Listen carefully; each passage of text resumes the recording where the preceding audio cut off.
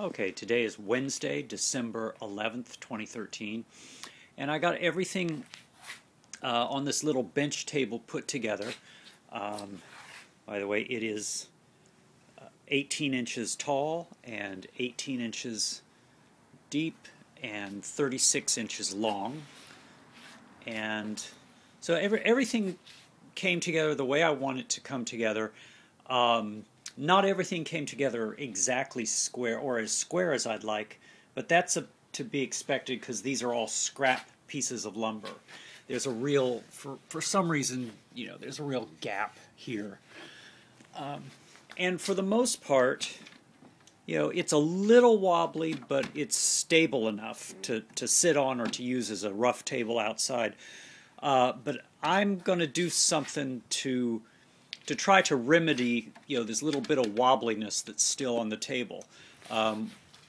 Basically, when I attached these finish pieces to these legs, I realized that what I could do is if I can get this somehow attached or anchored to the underside, this would be a little more solid. So what I'm doing is to do that, I've created these little blocks.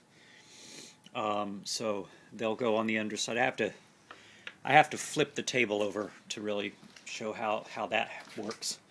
And I made these little blocks out of some scrap lumber here. When I cut the taper for these legs, that left these sort of long tapered pieces of wood, and I trimmed a couple of them down, and I marked a space and drilled holes for how they would work. And then what I'll do is I trim them down.